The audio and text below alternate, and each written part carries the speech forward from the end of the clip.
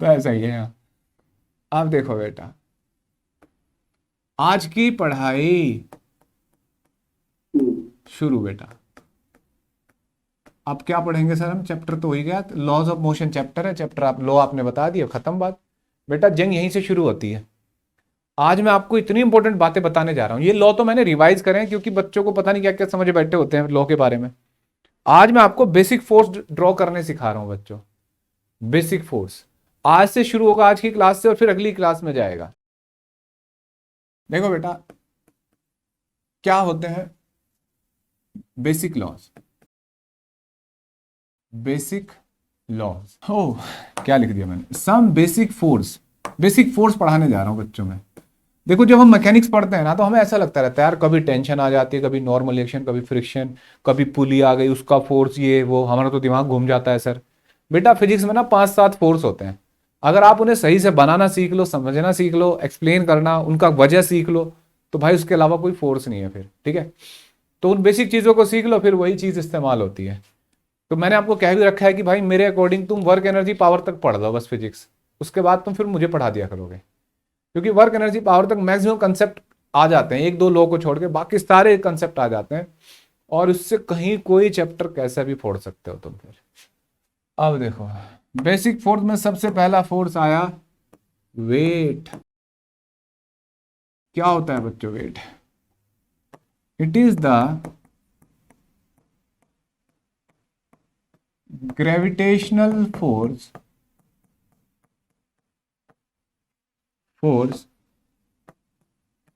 applied by earth on every object towards the center of earth। ठीक है, अर्थ जो भी फोर्स लगाती है किसी भी ऑब्जेक्ट पे towards its centre, that is called weight. ठीक है, अब देखो बच्चों वेट कैसा होगा, ये रेडियस आर, ठीक है, ये इस ऑब्जेक्ट पे फोर्स लग रहा होगा एम नॉट, तो एम नॉट जी ऐसे लग रहा होगा, और इसका रिएक्शन अर्थ के सेंटर पे लग रहा होगा एम नॉट जी।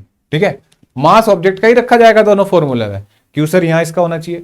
तो अब तुम जैसे 12वीं पास हो, तुम्हें पता होना चाहिए एक्चुअल फोर्स होता है जी, जो फोर्स होगा G M M naught by distance का स्क्वायर, है ना। लेकिन ये जो G capital M by R square है ना, इसको हम स्मॉल जी से लिख देते हैं, इसलिए एम जी बन गया, है ना। अब देखो, लेकिन जब हम डेली लाइफ में क्वेश्चन करते हैं, बेसिक क्वेश्चन करते हैं, तो हम ऑब्जेक्ट को ऐसे मानते हैं कि ये कहीं रखा हुआ है। तो यहाँ इसका मास एम है, तो इस पर एक फोर्स लगेगा बच्चों एम जी, नीचे की तरफ। सर यहाँ तो नीचे नहीं था, यहाँ तो सर अगर ये यहाँ होता तो ऐसे होता है एम नोट जी। हाँ, जब अर्थ का रेडियस ऑफ कर्वेचर देखते हैं तो सेंटर की तरफ फोर्स बनाते हैं। लेकिन मैं यहाँ कैसे बनाऊं भाई? तो हमने यहाँ सीधे बना दिया। लेकिन एक बच्चे से मैं पूछूं कि बेटा अच्छा इस ऑब्जेक्ट कैसी शेप का हो, फोर्स ऐसे ही होगा, ऐसी शेप का हो तो भी फोर्स ऐसे होगा। मैं पूछूं आपसे कि यार जहां बैठे हो वहां उस जगह के रेस्पेक्ट में अर्थ का सेंटर कहां होगा? अर्थ का सेंटर सोचो बच्चों। हम्म, बेटा अगर तुम जहां बैठे हो वहीं एक गड्ढा खोदना शुरू करो, कहां पहुंचोगे? मान लो ये नोबिता है, ठीक है, और जहां बैठा है अगर वहीं गड्ढा खोदना शुरू करे तो अर्थ के सेंटर से पास होगा नहीं। तो इसका मतलब ये सही डायरेक्शन बनी हुई है।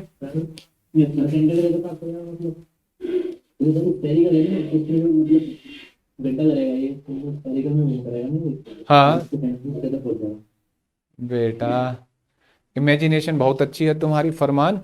जैसे अर्थ है, ठीक है, तो इस पे कहीं पे भी रख दो, कोई भी लाइन पास करो सरफेस के परपेंडिकुलर, कहां से गुजरती है? सेंटर से गुजरती है हमेशा। तो सरफेस के परपेंडिकुलर लाइन हमें समझ में आया? बस ऐसे ही हमेशा सेंटर से गुजरेगी। तो अच्छा बताओ,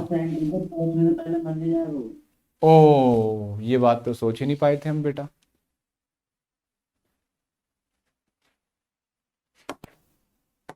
अब देखो, ये अच्छा, ये किस चीज पे रखा है? ये ग्राउंड पे रखा है या अर्थ पे? ये जो ऑब्जेक्ट रखे हैं अर्थ पे रखे हैं, ग्राउंड पे रखे हैं? क्या वर्ड बोलना चाहिए हमें इसको? हाँ बेटा, इसको ग्राउंड बोलेंगे। सर अर्थ क्यों नहीं बोल रहे हो आप? बेटा अर्थ, अब जैसे ये टेबल है, टेबल पे फोन रखा है या मेरे हाथ पे फोन रखा है, तो इसे अर्थ बोलना तो बदतमीजी हो जाएगी ना, तो इसको क्या मान लें कि ये ग्राउंड है ना? तो इसलिए ग्राउंड बोलते हैं। ठीक है बच्चों, अब देखो अगर मान लो इंक्लाइंड प्लेन हो, देखो बेटा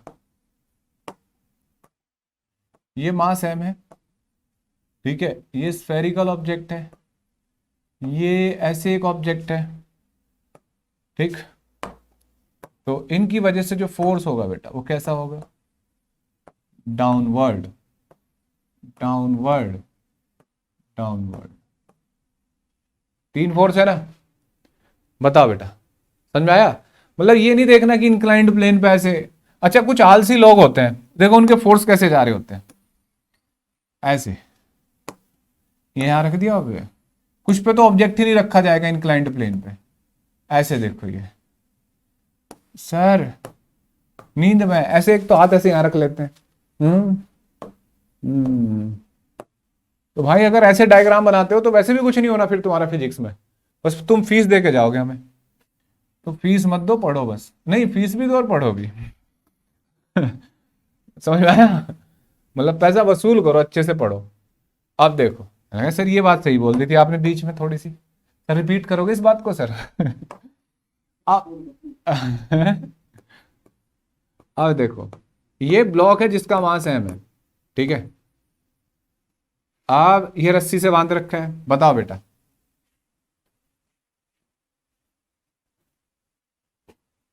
इसमें जो वेट होगा वो किधर होगा?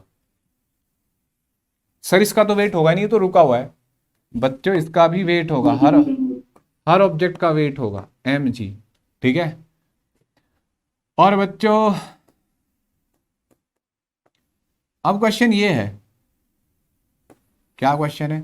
ये ट्रॉली में रखा हुआ है और ट्रॉली आगे जा रही है, ठीक है ऐसे, तो आज वेट किधर होगा? ऐसे होगा ना बच्चों, mg। बोलो। हाँ हाँ, चाहे जो हो जाए, चाहे जो हो जाए, वेट हमेशा डाउनवर्ड रहेगा बच्चों, यम जी। हाँ बेटा, अरे दो पूछ लो तुम। एक फोर्स आगे लग रहा है ट्रॉली में, अच्छा, एक फोर्स लग रहा है ग्रेविटेशनल, अच्छा, तो जिसका रिजल्टेंट होगा वो होगा नेट फोर्स का। बेटा नहीं, अभी केवल वेट बना रहा हूं, एक्चुअल में तो क्या हो सकता है, अगर ये एक्सेलेरेशन से जा रहा होगा ना, हो सकता है ये ऐसे हो, ठीक है, ये ऐसे हो जाएगा। तो अगर ऐसे हो गया ये, तो उस वेट तो तब भी mg नीचे ही रहेगा ना, क्या कहीं जाएगी? ठीक है, वो सीडो फीडो फोर्स होगा, कुछ भी हमें नहीं सोचना भी। अब जैसे ये क्वेश्चन है कि ऑब्जेक्ट ऐसे है और ये ऊपर जा रहा है, तो बता अब वेट किधर लगेगा? बताओ बेटा। वेट mg, चाहे जो हो जाए, वेट डाउनवर्ड लगेगा, डाउनवर्ड लगेगा, डाउनवर्ड लगेगा, ठीक है। अच्छा इसके बाद एक बच्चा कहता, बनाते जाना बच्चों। सर एक पेपर इसमें डाउनवर्ड नहीं लगता। कौन सा? आहा,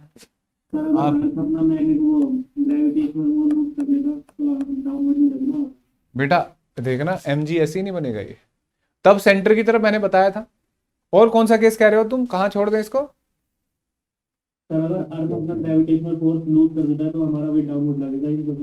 बदतमीज, तो मतलब वो तो बात गलत हुई ना, मतलब जब फोर्स ही नहीं है फिर कहाँ से लगेगा, है ना?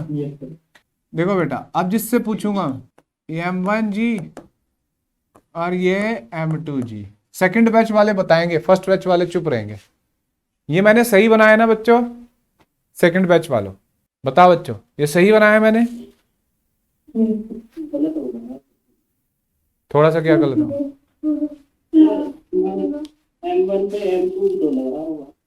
इस पे अब भाई सेकंड बैच वाले बताओ, फर्स्ट वाले, मतलब ये ठीक बना रखा है मैंने।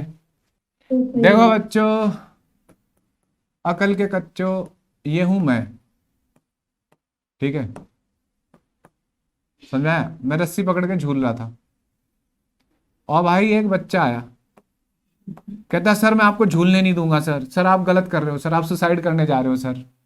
तो उस समझ रहे हो, मैं तो एक्सरसाइज करने जा रहा था, उसने सुसाइड कर रहे हैं सर परेशान होके, तो वो मेरे पैर पकड़ के झूल रहा है। तो अचानक क्या होगा, जैसे इसका मास है m1, इसका मास है m2, तो बच्चे का मास मेरे अंदर आ जाएगा और ऐसी फोटो हो जाएगी हमारी। ऐसे हो जाएगा ना बच्चों? तो टोटल पे एमजी हो जाएगा। बढ़ जाएगा ना, total mass m1 plus m2 हो गया। यम पॉसिबल बात है, यम पॉसिबल। बच्चों ऐसा नहीं हो सकता, इसका अपना वेट लगेगा बच्चे का, है ना, और मेरा अपना वेट लगेगा। हाँ यहाँ अच्छा दिक्कत किसको होगी, बच्चे को ज्यादा है मुझे? हाँ समझ में आया ना? वो देखिए धमाल मूवी, वो छोटे छोटे बच्चे संजय दत्त के हाथों पैरों पे टंग जाते हैं, भाई साहब पहले लेडीज फर्स्ट देखा था वो? तो वही ऐसा ही केस है यहाँ, इसके हाथों में टेंशन बढ़ रही होगी बहुत ज्यादा। यहाँ वेट mg, तो ये मैंने सही लिखा है बेटा, मैं गलत क्यों पढ़ाऊंगा भला तुम्हें यार, तुम ऐसे ही सवाल उठाते रहते हो। तो ये सही है। अब देखो यार, मैं फिल्में बहुत ध्यान से देखता हूँ, पढ़ता नहीं हूँ मैं बहुत ध्यान से, फिल्में मेरे अंदर याद है। हाँ बेटा,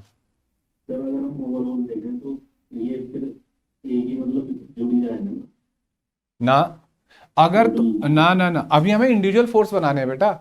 अगर पूरे सिस्टम का फोर्स देखोगे तो आप लिख सकते हो टोटल m1 प्लस m2। हम तो इंडिविजुअल ऑब्जेक्ट के एफबीडी बनाने पड़ेंगे ना, हमें यहाँ टेंशन बतानी पड़ेगी, यहाँ बहुत सारी चीजें आएंगी अभी। तो अभी हम एक एक करके फोर्स सिखा रहा हूँ, अभी मैं वेट सिखा रहा हूँ, फिर टेंशन सिखाऊंगा, फिर नॉर्मल रिएक्शन सिखाऊंगा इत्यादि। ठीक है, अब देखो, अब चलो,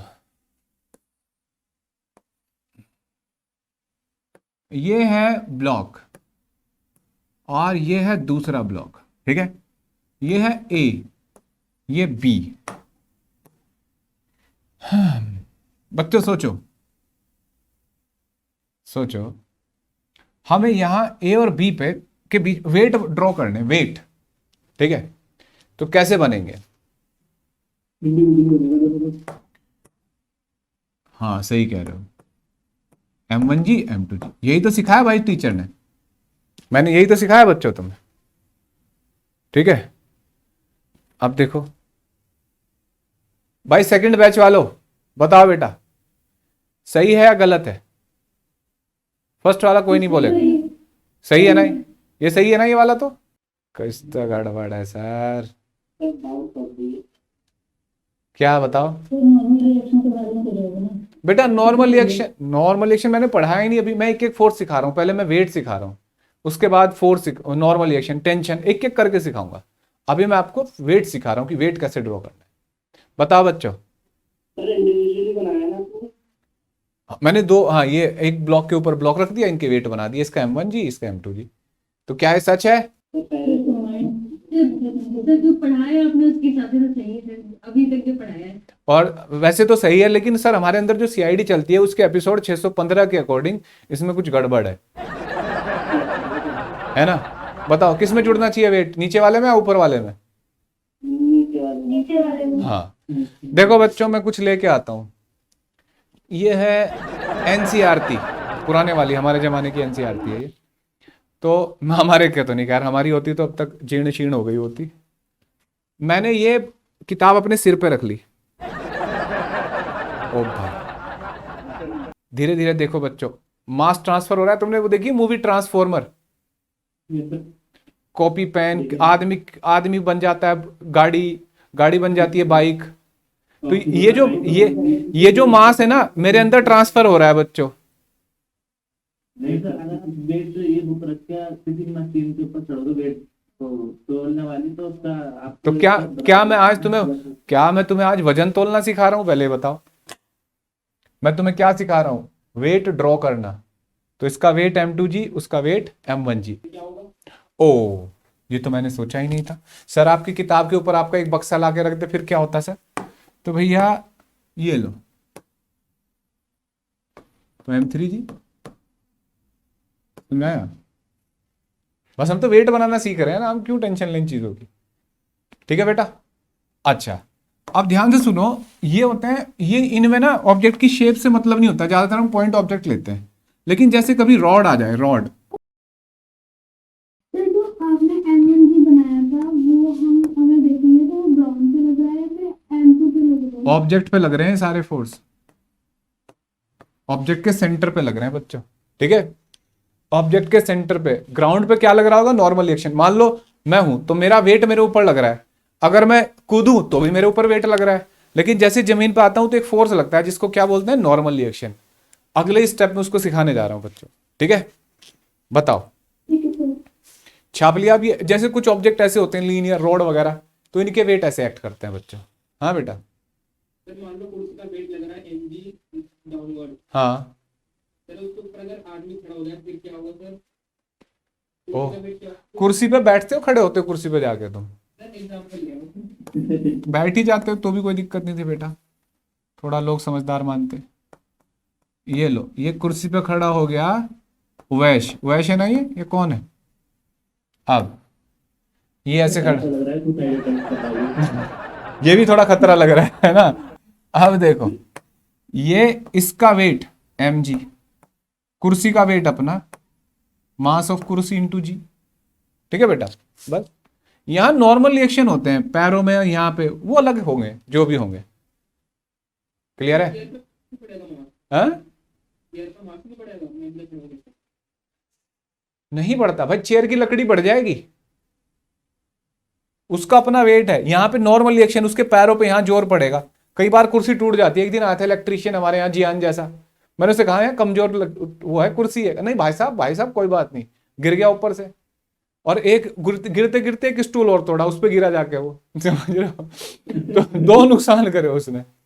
तो ऐसे सोचो, तो ये इस पे जोर पड़ेगा बेटा यहाँ। अब मान लो मेरे सर पे कोई वजन रखा था, जैसे मैंने ये किताब रखी थी, अब इसके बजाय मैं बड़ा बॉक्स रख लेता, तो भाई मेरे पैर गड़गड़ ऐसे कांपने शुरू हो जाते, पैरों पे दबाव पड़ता, नॉर्मल रिएक्शन बढ़ता। वेट तो उतना ही रहता ना मेरा भाई, फैट वैट हड्डी वड्डी जो है वो उतनी ही रहेंगी, नहीं रहेंगी। समझ में आया? दूसरे वाले ऑब्जेक्ट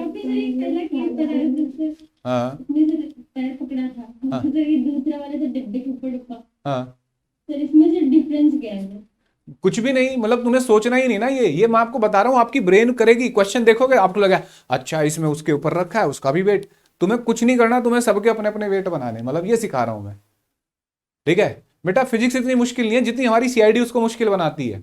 हमने थर्ड लॉ पढ़ा दिया भाई, हर एक्शन का रिएक्शन होता है, लेकिन देखा ओ ये तो मोटा बच्चा है, ज्यादा फोर्स लगा दे, क्यों लगा देगा? जो भी फोर्स होगा इक्वलेंट अपोजिट होगा। तो वही मिथ तुम्हारे दिमाग से मैं हटाना चाह रहा हूं, उनको समझा रहा हूं, ठीक है। तो पहले वाले का वेट जो सेकंड वाले में ऐड नहीं होगा ना? नहीं होगा, सबके अपने वेट है। इनके पैरों में नॉर्मल रिएक्शन हो जाएंगे। अब जैसे देखो, कुर्सी ऐसे रखी थी, कुर्सी ऐसे रखी है, तो यहाँ पे जो फोर्स लग रहा होगा नॉर्मल रिएक्शन कुछ और होगा। जैसे ही साथ इस पे आदमी खड़ा हो गया तो नॉर्मल रिएक्शन यहाँ बढ़ जाएगा इस जगह। अब वो क्या होगा उसके लिए देखिए अगला एपिसोड, ठीक है। समझ में आया बच्चों? अगली क्लास में आएंगे तो यहीं से आगे बढ़ेंगे कि क्या होगा जब इसके ऊपर एक आदमी खड़ा हो जाता है तो नॉर्मल रिएक्शन कैसे बढ़ता है।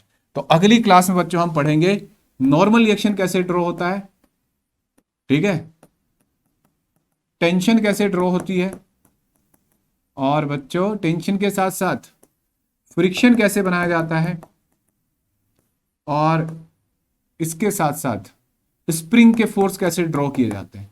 जिस दिन आपने ये बातें पढ़ ली आप बन जाओगे हीरो ऑफ मैकेनिक्स, ठीक है।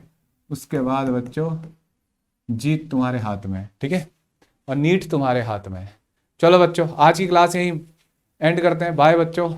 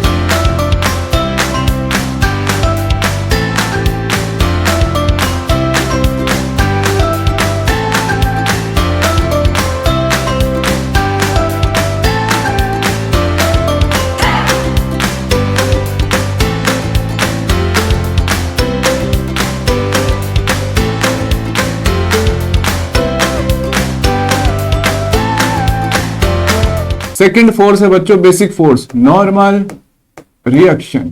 ठीक है, देखो बच्चों इसको बहुत ध्यान से सीख लो, सच बता रहा हूं, बहुत बड़ी बात है बच्चों, ये जिसको समझ में आ गया उस भवसागर से पार हो गया भाई, कल्याण हो गया उसका। नॉर्मल रिएक्शन ये एक फोर्स है बच्चों जो मॉलिक्यूलर इंटरेक्शन से पैदा होता है। सर मॉलिक्यूल कैसे आ गए सर यहां मैकेनिक्स में? देखो बेटा, जैसे मेरा हाथ, ये हाथ मैंने ऐसे दोनों को ऐसे पुश कर रखा है, ठीक है, तो एक हाथ दूसरे हाथ को दबा रहा है, फाइनली किनके ऊपर फोर्स लग रहा है? हाथ के अंदर टिश्यू होंगे, टिश्यू के अंदर क्या होंगे? मॉलिक्यूल। अच्छा, जैसे अभी कौन है एक बच्चा, बाकी कोई नहीं बोलेगा, नेहा कुशवाहा, आवाज आ रही है बेटा? बेटा नेहा, हम सेल से बने हैं या एटम से, मॉलिक्यूल से? एटम से ना, सेल से तो कोई लेना देना नहीं ना हमारा। सर एटम से मिलकर ऑर्गेनिक कंपाउंड में फिर उससे ऑर्गेनिक बने, उससे सेल बने। तो तुम तो समझदार हो यार, मैं बहुत सारे बच्चे ऐसे बोलते हैं एटम सेल से बने हैं सर, सेल भी एटम से बने है ना। तो बच्चों एटम मॉलिक्यूल इन सब से बने, तो ऐसे पुश करेंगे ना इसको, तो जैसे इसको पुश करेंगे, समझ रहे हो बच्चों, मॉलिक्यूल दबना शुरू होंगे, तो मॉलिक्यूलर फोर्स एक्चुअल में ये नॉर्मल रिएक्शन। सोचो बच्चों, मॉलिक्यूल्स पुश हो रहे हैं ना आपस में, उनके बीच में बॉन्ड होंगे स्प्रिंग की तरह। तो हमें याद रखना है कि मॉलिक्यूलर फोर्स जो नॉर्मल रिएक्शन है तब डेवलप होता है when two surface tries to push each other.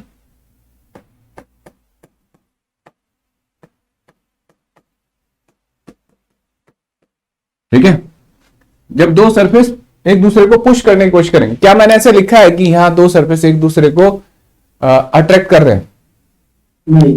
नहीं ना। देखो बेटा, देखो अब जैसे ये क्वेश्चन है यहां, देखो बेटा, अब जैसे मान लो ये ग्राउंड है, ठीक है, अच्छी बात है, और इस पे कोई बॉक्स रखा है, जैसे मेरे सामने टेबल पे एक रिमोट रखा हुआ है, ठीक है, तो बच्चों ये अपने वेट की वजह से नीचे जाना चाह रहा है, mg होता है, शायद सुना होगा तुमने, है ना। तो क्या ग्राउंड ने खींचा है इसको mg से? बोलो बेटा, नहीं ना, ग्राउंड ने तो नहीं खींचा ना, किसने खींच रखा है इसको? अर्थ ने। तो यहां जो फोर्स लगेगा बच्चों, ये नीचे की तरफ दबाएगा इसको, ऑन ग्राउंड बाय ऑब्जेक्ट, ठीक है। और ग्राउंड ने भी थर्ड लॉ पढ़ रखा है बच्चों, ग्राउंड इस पे ऊपर की तरफ फोर्स लगाएगा, ऑन ऑब्जेक्ट बाय ग्राउंड, ठीक है बच्चों। ये दोनों नॉर्मल रिएक्शन अलग अलग ऑब्जेक्ट पे लग रहे हैं। ये किस पे लग रहा है? इसके ऊपर, ये एरो इसके ऊपर है, ये ग्राउंड के ऊपर लग रहा है, ठीक है। आप चाहो तो मैं इसको अलग अलग दिखा सकता हूं, ये ऑब्जेक्ट के ऊपर लग रहा है, ठीक है। हर एक्शन रिएक्शन क्या होता है? इक्वल एंड अपोजिट और डिफरेंट ऑब्जेक्ट पे लगता है। सर अगर इसकी शेप ऐसी हुई तो अच्छी बात है, ठीक है, तो नॉर्मल रिएक्शन ऐसे और इस पे नॉर्मल रिएक्शन ऐसे, ठीक है। बस ये ध्यान रखना, स्फेरिकल ऑब्जेक्ट में ना ये सेंटर से गुजरता है, क्योंकि सरफेस के परपेंडिकुलर होता है बच्चों। बोलो बच्चों, समझ में आया? अब देखो, अगर सर इसकी शेप कुछ और हुई, सर ऐसा हुआ तो होने दो, ठीक है। तो यहां नॉर्मल रिएक्शन ऐसे। अब तुम कहोगे सर ऐसा भी तो हो सकता है ना, जैसे ये ऐसी शेप का हो तो एक नॉर्मल रिएक्शन यहां लगेगा, एक यहां लगेगा। हाँ मान सकते हो। अब इस चैप्टर में फर्क नहीं पड़ेगा एक ही ऑब्जेक्ट, जैसे पूरी गाड़ी का नॉर्मल रिएक्शन हम एक ही मान लेंगे भाई, 4 टायर होते हैं वैसे तो, लेकिन रोटेटरी मोशन तक हम एक ही पॉइंट ऑब्जेक्ट मान के चलते हैं। ऑब्जेक्ट को हमने पॉइंट ऑब्जेक्ट पढ़ी थी ना डेफिनेशन 1D में, तो हम यहाँ पे नॉर्मल रिएक्शन एक लिख सकते हैं ऐसे, और इसमें 2 बनाना चाहते हो 2, या ओवरऑल एक ही लिख सकते थे, मर्जी है तुम्हारी, क्वेश्चन है तुम्हारा। हाँ वैसे तो सोचने को तो भाई, हाँ तो ओवरऑल एक जहां कांटेक्ट हो रहा है वहां पे ओवरऑल एक फोर्स मान लेते हैं, ठीक है। अब देखो बेटा, अच्छा ये फोर्स कांटेक्ट आने की वजह से, लेकिन हमेशा कांटेक्ट की वजह से ऐसा जरूरी नहीं है, ठीक है। ऐसा भी हो सकता है सर कांटेक्ट में हो दो ऑब्जेक्ट और नॉर्मल रिएक्शन ना लगे। हाँ बेटा देखो, पहले उससे पहले ये एक केस देखो, जैसे ये इंक्लाइंड प्लेन, अच्छी बात है, ठीक है। इस पे फोर्स लग रहा है बच्चों, देखो कौन सा फोर्स, नॉर्मल रिएक्शन।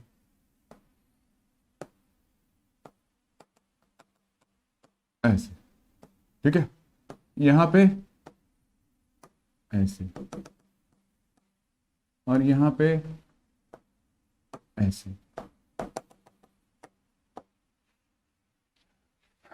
देखो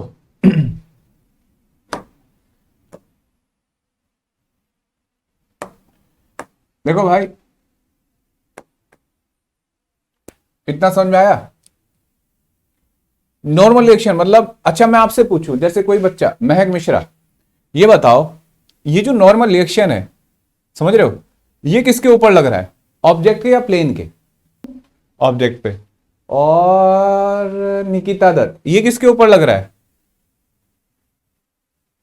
सर ये इंक्लाइंड प्लेन पर लग रहा है। अच्छा अच्छा, जैसे ब्लेंडर कर देते हैं बच्चे ऐसे केस में ना, कि सर ये इंक्लाइंड प्लेन पे रखा है सर, तो नॉर्मल रिएक्शन ऐसे बना देते हैं, तो ये बदतमीजी हो जाएगी। ये एंगल, ये हमेशा परपेंडिकुलर बनाना है, दो एरो, तो ये गलत है बच्चों, है ना, ऐसे बनाना।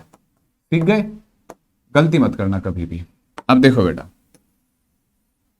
चलो ये बात तुम्हें समझ में आ गई। अगर मान लो ऑब्जेक्ट के ऊपर ऑब्जेक्ट रखा हो सर, फिर क्या होगा सर? तो देखो बच्चों, अकल के कच्चों, ये ए है, ये बी है और ये ग्राउंड है, मानते हो बात? बिल्कुल सर। तो यहां क्या होगा बच्चों, कि यहां एक नॉर्मल रिएक्शन होगा ऐसे, ठीक है, एक यहां नॉर्मल रिएक्शन होगा ऐसे, ठीक, ऐसे ऐसे। अब बताओ, जिससे मैं पूछूंगा भाई दो सरफेस दो नॉर्मल रिएक्शन ऐसे, है ना, मयंक बताएगा, बता बेटा ये किस पे लग रहा है? N1।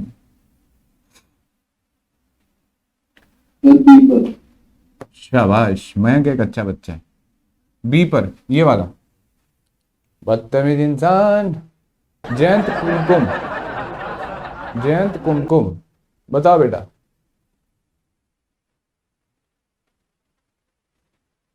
खुशी, अरे क्या कर दिया, मैं क्यों बताऊं सर, मेरा नाम ही खुशी है। ये खुशी क्लास में तो बहुत बोलती है यार। ऑब्जेक्ट पे लगेगा ना। हाँ, ऑन, अरे ऑन ए, ऑब्जेक्ट तो दो हैं यहाँ, ए और बी, किस पे लगेगा, ए पे या बी पे? मामी बताएगी, दीपा कुमारी बता बेटा। सर ए पर। शाबाश, ये है देखो student, on A by B, और ये किस पे है भाई? दीपा तुम ही बताओ बेटा। ये बी पर है, नीचे पर। ऑन बी बाय ए, ठीक है। अब देखो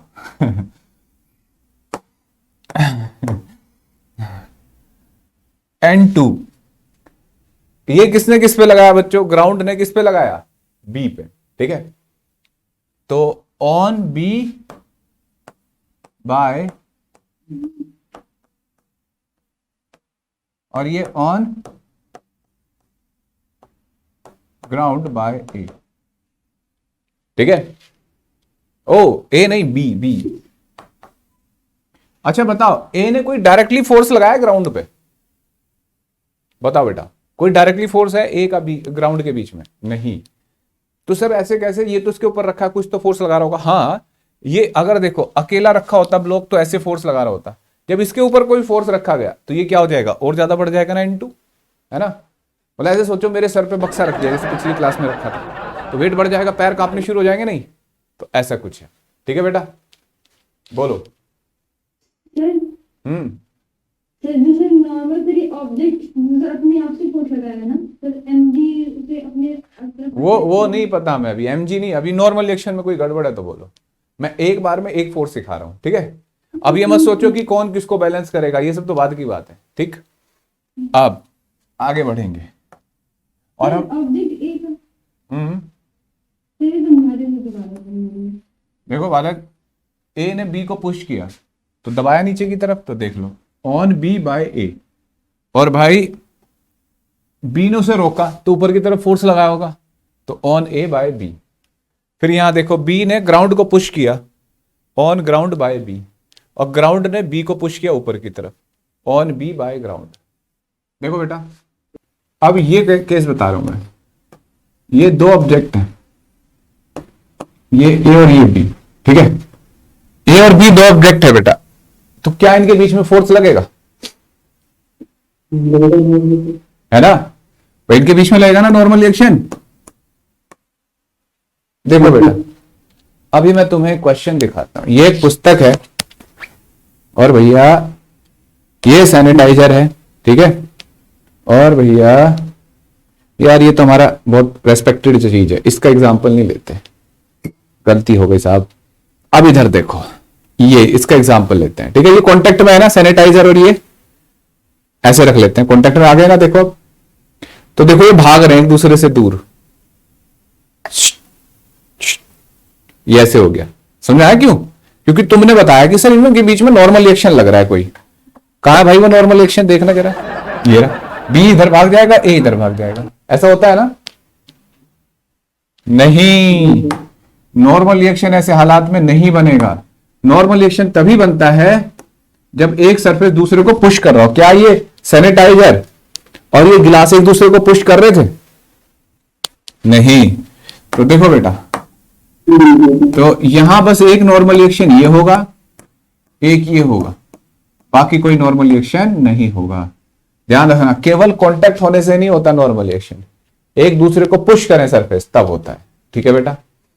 अब जैसे क्वेश्चन आया कि सर ये छोटा भीम है, ठीक है, इधर से इसने पुश किया इसको, क्या अब ए और बी के बीच में नॉर्मल रिएक्शन होगा? बोलो बच्चों, क्यों? हाँ, क्योंकि अब ये पुश कर रहा है तो ए आगे जाना चाहता है, तो ए और बी के बीच में नॉर्मल रिएक्शन ऐसे लगेगा बच्चों, ठीक है, समझा बच्चों? ए और बी के बीच में नॉर्मल रिएक्शन ऐसे बनेगा, एन और एन।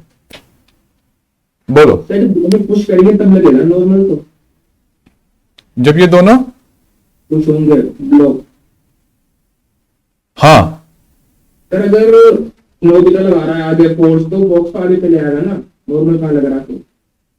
बेटा ये आगे तो इसे रोकेगा ना बी, अगर ये बी ना होता तो ये आगे ना चलता, ज्यादा तेज चलता। अब बी इसको रोक रहा है, तो ये है जो एन है ऑन ए बाय बी, और ये on B by A. Clear है? ये तो बैलेंस हो जाएगा ना, ये तो फोर्स लगा रहेगा। कौन? तो फोर्स लगाए, बी भी आगे बढ़ रहा है। हाँ तो बैलेंस रहेगा। अच्छा एक बात बदतमीज, बैलेंस तो हर चीज रहती है, बैलेंस तो एक्शन रिएक्शन हमेशा रहेंगे पूरे सिस्टम पे। बी पे बताओ ना, बी पे है या फोर्स नहीं, ये बताओ। तो बी आगे जा रहा है, मुझे पता लग गई क्यों जा रहा है, क्योंकि इस पे ये लग रहा है। पहले क्यों नहीं जा रहा था? पहले क्यों नहीं जा रहा था? क्योंकि पहले कोई फोर्स नहीं था। आप ऐसे बनाते हो तो चीटिंग है, क्योंकि एक दूसरे को धक्का ही नहीं दे रहे हैं। पहले नहीं जा रहा था तो फोर्स नहीं था, अब जा रहा है क्योंकि फोर्स है। अच्छा, अगर ये ब्लॉक बी ना होता तो ए और तेजी से जाता ना, तो इसका मतलब बी ने इसको धक्का पीछे की तरफ पुश कर रहा है इसको। ठीक है बच्चों, अकल के कच्चो। हाँ जी, जैसे कि आपने बताया कि पुश और पुल से होता है, ये पुश से होता है फिर। तो जो निकिता के हाथ और एक, हाँ शाबाश, ये ठीक है। यहां भी हो सकता है एक नॉर्मल होगा, मैं उसको कंसीडर नहीं कर रहा था, मैं यहाँ ए और बी के बीच में बता रहा हूँ, ठीक है, वो भी होगा। यहाँ पे भी लगेगा एक फोर्स, ठीक है, नॉर्मल रिएक्शन। तो हम डायरेक्ट ये बता रहे हैं कि भाई इसने फोर्स एफ लगा दिया, तो बस उसको भूल गए, जो फोर्स होगा वही नॉर्मल रिएक्शन हो सकता है, ठीक है। अब देखो, अब एक बच्चा कहता है कि सर बिल्कुल छोटा भीम का डुप्लीकेट आ गया, एकदम सेम फोर्स लगा रहा है। मान लो इसने फोर्स एफ लगाया है, तो इतना ही इधर फोर्स एफ लग रहा है, ठीक है। तो बताओ बच्चों, अब नॉर्मल रिएक्शन होगा या नहीं होगा? कौन बताएगा? चंचल, दिव्यांशी, दिव्यांशी मलिक, yes, बताना बालक। फोर्स होगा, अब दोनों तरफ से इक्वल फोर्स लग रहा है, तो अब नॉर्मल रिएक्शन होगा।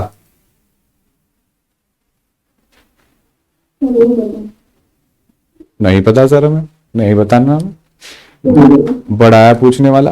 अनस तुम बताओ बेटा, क्यों भाई? अब चलेगा सिस्टम, सिस्टम चलेगा अब बच्चों, सिस्टम चले या ना चले, हमने तो रूल पढ़ा था जब एक दूसरे को पुश करेंगे ऑब्जेक्ट तो नॉर्मल रिएक्शन लगेगा, है ना? तो इसलिए लग रहा है यहाँ पे चलने गलने की कंडीशन ही देखी थी हमने भाई, सरफेस पुश कर रहे हैं दूसरे को।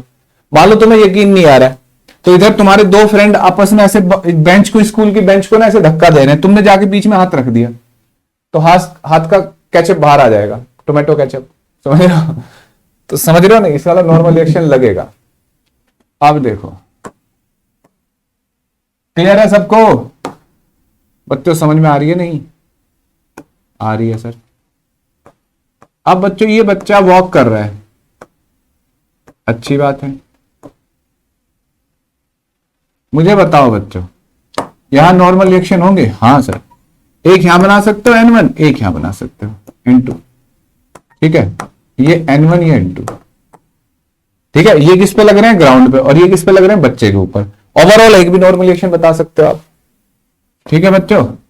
अब जैसे ये गाड़ी है, देखो बच्चों, तो यहां नॉर्मल रिएक्शन N1 या N2 यहां, ठीक है? और चाहते हम ग्राउंड के रिएक्शन से हमें कोई काम नहीं होगा, तो हम नहीं बनाएंगे, ठीक है? अब देखो बेटा, अब जैसे साइकिल है, तो लो बच्चों कल के कच्चो, भैया कुछ गड़बड़ हो गया टेक्निकली हैंडल में। चलो ऐसी भी आती है साइकिल, तो बहुत है अलग अलग डिजाइन की। मजबूरी मजबूरी मजबूरी मालूम में कुछ भी सिखा देती है बेटा। अब देखो, तुम अभी नवाब हो, जिस दिन मजबूर हो गए तुम भी कुछ ना कुछ कर ही जाओगे लाइफ में। अब देखो, नहीं कुछ करोगे तुम्हारे मम्मी पापा शादियां कर देंगे, फिर आएंगे तुम्हारे घर वाले, जब तुम्हें डंडे मारेंगी तो तुम वैसे टैलेंटेड बन जाओगे, कुछ ना कुछ तो करोगे ही। अब देखो, ज्यादा जोर से तो नहीं बोल दिया, बाहर आवाज चली जाए, फिर कहेंगे अभी तो इलाज किया था इस आदमी का, फिर बढ़ाने लगा। अब देखो भाई, ये नॉर्मल रिएक्शन बनेंगे दो, ठीक है? ऐसे, ठीक? तो मतलब ऐसे। अच्छा हाँ, अब देखो जो बहुत जरूरी वाला केस है, तुम साइकिल वाइकिल बनाने बैठ गए, ये ऐसे ऐसे, ये ऐसे सीढ़ी रखी है बच्चों, ये N1 और ये N1, ये N2, ये N2, ठीक है? समझा बच्चों? दो नॉर्मल रिएक्शन बनेंगे, ये सरफेस के परपेंडिकुलर, ठीक? और बच्चों लिख लो इसको, ठीक है? जल्दी से, मतलब सरफेस के परपेंडिकुलर। जैसे यहां तुम गलतियां करेंगे बच्चे कुछ कि सर जैसे देखो कैसे कैसे गलतियां कर सकते हो। जैसे तुम अभी थोड़ी देर ना बोर्ड की तरफ, मतलब इस डायग्राम को मत देखना, ठीक है? जैसे मैं क्या कर रहा हूं, देखो इसको मिटा रहा हूं, मिटा दिया। अब तुम बनाओ जरा इसके नॉर्मल रिएक्शन, बना के देखो जरा। अब तुमने देख लिया सर, हम वीडियो पीछे करके देख सकते हैं सर, ऐसा होता है ऑप्शन इस ऐप में होता है ऐसा ऑप्शन, वीडियो पीछे करके देखना। फिर ठीक है।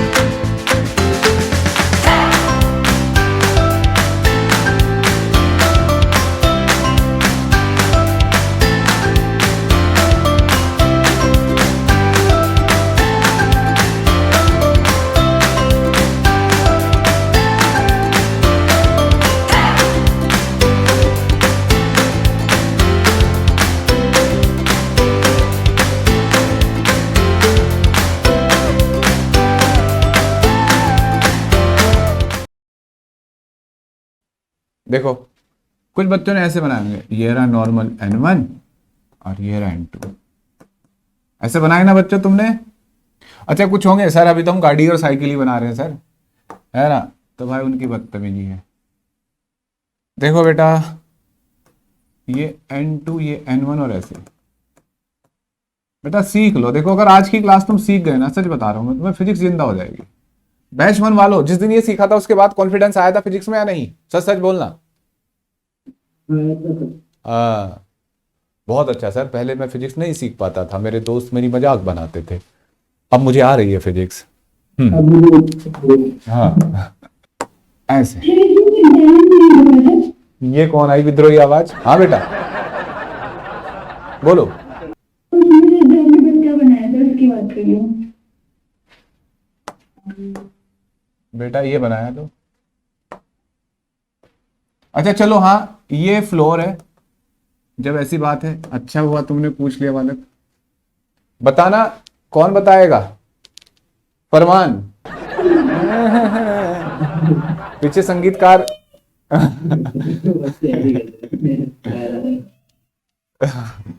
शाबाश। उसके उसके टैलेंट को मत रोको, तुम इधर आओ।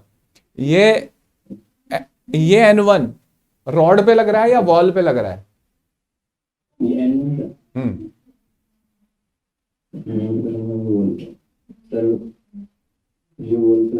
शाबाश। और ये किस पे लग रहा है बेटा? घर आ जाऊंगा और फिर तुम गाओगे ऐसे। जो तो गा नहीं रहा, मुक्का मारूंगा तुम्हारी कमर में, फिर तुम गाओगे। बेटा ये वॉल पे लग रहा है, मतलब ऐसे सोच लो ना, इतना तरीका बता दिया। जो जिस पे लग रहा है ना उस पे लग, मतलब जिसके अंदर ड्रॉ करा है जो एरो, उस पे लगने वाला फोर्स है। तो इसके अंदर ड्रॉ हो रहा है ना वॉल के, और ये ऑब्जेक्ट के ऊपर ड्रॉ हो रहा है, तो ये ऑब्जेक्ट रॉड पे लग रहा है, ये रॉड पे और ये फ्लोर पे। ठीक है, समझ में आई बात? अब देखो हाँ अगर जैसे ये रॉड है, फिर वो कोई ये लैडर वगैरह होगा, अगर इसपे कोई खड़ा होगा तो उसका फोर्स कैसे होगा ये? लेटर का मतलब ये जो आपने बनाया तो रॉड, अगर इसको हम लैडर मान लें और इस पे कोई खड़ा हो तो उस पे फोर्स कैसे बनाएंगे? उस पे लो बालक। हाँ ऐसे क्वेश्चन है, ये लो, ये खड़ा है तो ये सीधा वेट पुट करेगा अपना mg। ठीक है, यहाँ नॉर्मल एक्शन बनाने की जरूरत नहीं है। ठीक है, तो इसके वेट को दिखाएंगे हम, क्योंकि हमें पता क्या होता है इस सिस्टम का, हमें अगर इस पे भी नॉर्मल रिएक्शन दिखाना हो तो ऐसे, लेकिन ऐसे रेयरेस्ट केस में होता है ऐसा, क्योंकि नॉर्मल कॉमन कॉन्टेक्ट के सरफेस पे ऐसे परपेंडिकुलर। लेकिन हमें क्या होता है ना, इस पूरे सिस्टम को, मतलब इसको मैन प्लस रोड को हम सिस्टम मानते हैं। जितने 99.9% मैंने क्वेश्चन करे मैकेनिक्स के या तुम्हें मिलेंगे तो उनमें ये पूरा सिस्टम होता है। तो इनके नॉर्मल रिएक्शन बनाने से कोई फायदा नहीं, वो कट जाएगा, इंटरनल फोर्स हो जाएगा। ये ध्यान रखना। जैसे मान लो यहां देखो, ये दो ऑब्जेक्ट थे, ये इनके बीच में एक n1 यहां लग रहा है, एक n2 यहां। अगर मैं इन दोनों का एफबीडी बना लूं तो n1 और n1, एक n2, तो ये n1 कट नहीं गया पूरा, मैंने a और b दोनों को इकट्ठे बना लिया, तो इंटरनल फोर्स बन जाता है फिर नॉर्मल रिएक्शन, अगर पूरा सिस्टम मान लोगे आप। ठीक है, तो आपस में इनके कट जाएंगे, तो इसलिए यहां जरूरत नहीं है इसके आपस ये पैरों के और रोड के बीच में दिखाने। ठीक है बेटा, अब जैसे एक क्वेश्चन और दिखा देता हूं तुम्हें, बना के देखना जरा इसका नॉर्मल रिएक्शन। यहां पे बना दो बच्चों,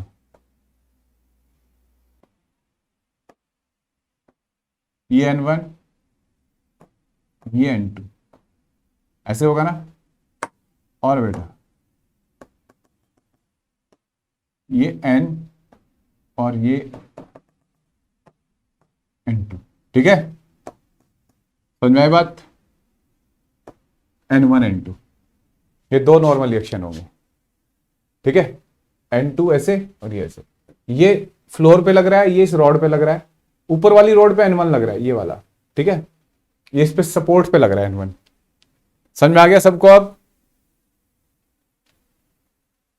जैसे कहीं और क्वेश्चन आ जाए कि एक स्फीयर है, ठीक है बेटा, और यहां पे एक रॉड रखी है ऐसे, इसके सहारे, हो सकता है ऐसा कुछ भी, यहां पे नॉर्मल रिएक्शन दिखाना है, ध्यान रखना कॉमन सरफेस के परपेंडिकुलर। ठीक है, ये ऑन स्फीयर है और ये रोड पे लग रहा है नॉर्मल रिएक्शन।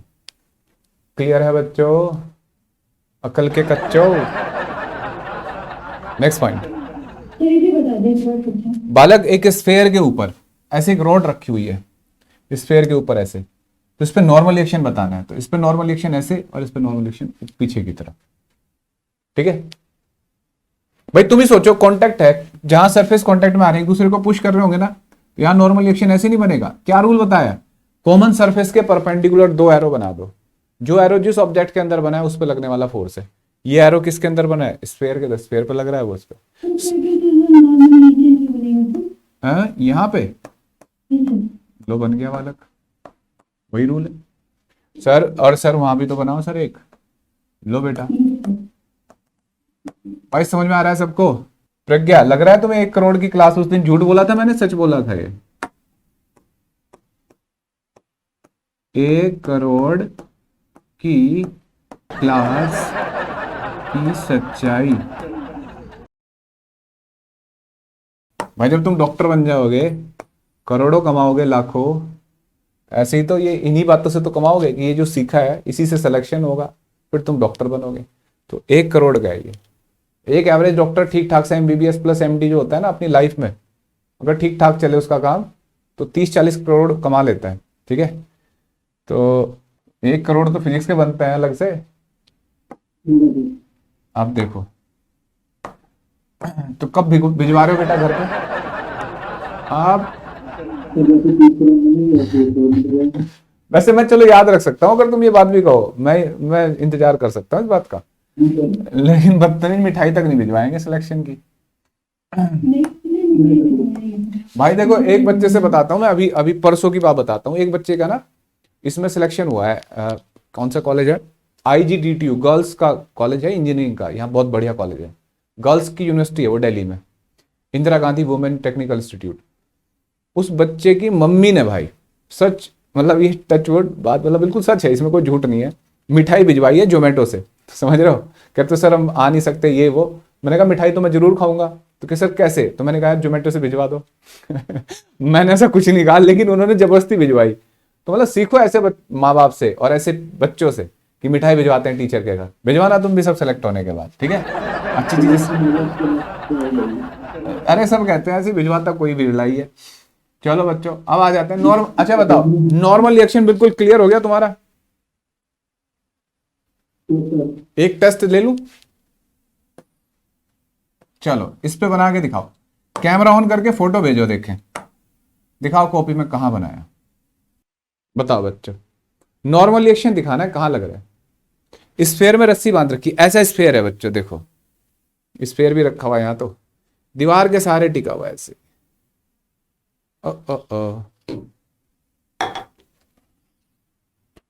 ऐसे, ठीक है, देख रहे हो बच्चों, ऐसे टिका हुआ है। बताओ भाई, ऐसे कुछ कहाँ होगा, यही तो क्वेश्चन है। उसमें सीख रहा है, कुछ तो हो रहा है सर। एक बात बताओ, अगर ये नेचुरल रहता तो ऐसे रहता ना, तुम इसे शिफ्ट करने के लिए, वर्ड रस्सी को तिरछा करने के लिए दीवार ने धक्का नहीं दे रखा होगा कुछ, दीवार हटा दो वापस आ जाएगा ये। सोचो रे बेटा, समझ में आ गई? हाँ तो बना के दिखाओ कॉपी में, फोटो भेजो या कैमरा ऑन करके दिखाओ कॉपी।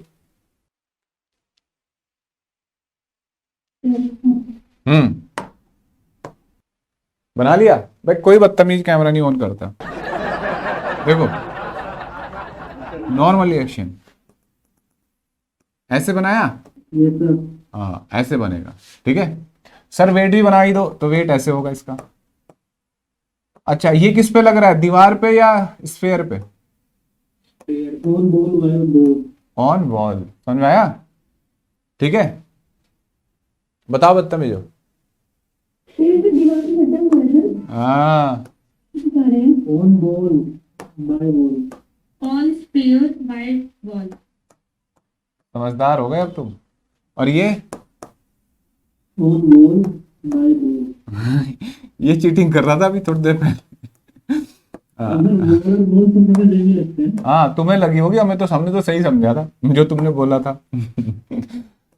अब देखो, अब भाई समझ में आ गया। आज हम तीसरा फोर्स पढ़ने जा रहे हैं और फोर्स का नाम है टेंशन, है टेंशन। देखो बेटा, जो तुमने अपने मम्मी पापा और हमें दे रखी है दैट इज टेंशन। दिन में 4-5 बार सुन लेते हो, हमें तो इसकी टेंशन है। बस एक बार इसका सिलेक्शन हो जाए बस, फिर हम फिर कुछ करेंगे। अभी नहीं, अभी तो भाई इसकी पढ़ाई पे ध्यान दें। अब देखो टी, टेंशन। बच्चों यहाँ टेंशन फिजिक्स में तो आती है, रिजल्ट के टाइम आती है, एग्जाम के टाइम आती है। एक टेंशन और है जो रस्सी में होती है। देखो बच्चों, ये स्पेयर मैंने रस्सी में बांधा। क्यों भाई? रस्सी का काम क्या होता है? ये रस्सी का 2 चीजों को बांधने के लिए, है ना। अच्छा, जब रस्सी का भी आविष्कार है बच्चों, जैसे आग का आविष्कार है, पहिए का आविष्कार, रस्सी का आविष्कार चीन की सभ्यता में हुआ था। भाई पहिया तो बना लिया, गाड़ी भी बना ली, अब उस पर पत्थर ले जाकर रख के ले जा रहे हैं लोग, वो टूट के गिर गए, नीचे गिर गए गाड़ी से, तो बांधोगे नहीं। तो चीन की सभ्यता में रस्सी का आविष्कार हुआ था। तो रस्सी का काम होता है टाई करना। रस्सी का फिजिकल सिग्निफिकेंसी तब है जब वो खिंच रही हो। अगर वो खिंच नहीं रही है तो इसका मतलब रस्सी कोई काम नहीं कर रही है। ठीक है, अब देखो बेटा, restoring force develop inside stressed string। ठीक है, it is the restoring force develop inside stressed string। ठीक है, अब देखो हम इसे ऐसे खींच रहे हैं बच्चों, बाहर की तरफ खींच रहे हैं। ठीक है, तो सोचो ये इसके अंदर मॉलिक्यूल होंगे बच्चों, है ना। मॉलिक्यूल होंगे तो मॉलिक्यूल बाहर की तरफ खींचेंगे। ठीक है, तो मॉलिक्यूल स्प्रिंग की तरह काम करते हैं। तो स्प्रिंग अंदर की तरफ फोर्स लगाएगा। अगर स्प्रिंग को खींचो तो अंदर फोर्स लगाएगा, तो यहां एक फोर्स बनेगा बच्चों अंदर की तरफ, दैट इज टेंशन। ये लाल पीली किताब वालों ने क्या कर रखा है बच्चों? टेंशन जो होता है, टेंशन के मतलब रिप्रेजेंट, मतलब एक एरो बना के दिखाते हैं। आपको अच्छी आदत डालनी है हमेशा 2 एरो। अब देखो नॉर्मल एक्शन में क्या करते थे? 2 एरो बनाते थे बाहर की तरफ, और टेंशन में क्या करना है बच्चों? 2 एरो एक दूसरे की तरफ। ठीक है, ऐसे। और जो जिससे अटैच एरो होगा, जैसे इस हाथ के नजदीक कौन सा एरो है? ये वाला, तो इस पर टेंशन इधर लग रही है और इस पर टेंशन इधर लग रही है। आप ऐसे सोचो, जैसे मैंने इसे पकड़ रखा है, रस्सी मान लेते हैं इसे, अब मैंने इसको खींचा, ओ भाई, तो जैसे ये टूटी रस्सी, तो मेरा हाथ, ये वाला हाथ किधर गया? इधर गया ना, है ना। ओ, ये इधर गया। तो सोचो जो भी मतलब जैसे टूट रही है रस्सी, ये यहां से टूटेगी तो ये हाथ उधर भागेगा ना। तो रस्सी को कैसे रस्सी ने कैसे रोक रखा है इस हाथ को? इधर की तरफ, और इस वाले हाथ को इधर की तरफ। ठीक है बेटा, समझ में आया कि नहीं? ये फोर्स ऐसे लगे इधर की तरफ और ये इधर की तरफ, तो टेंशन बन गई है। तो कभी भी रस्सी होगी। अच्छा, ये हाथ है। एक बच्चा पूछ रहा था, क्लास खत्म हो गई, सर ये क्या बनाए थे आपने गुलदस्ते से? तो भाई ये हाथ है। ठीक है, हाथ। अब देखो, तो इसे ऐसे बाहर की तरफ लेके जा रहे हैं, तो ये टेंशन। बताओ समझ में आया कि नहीं? ठीक है,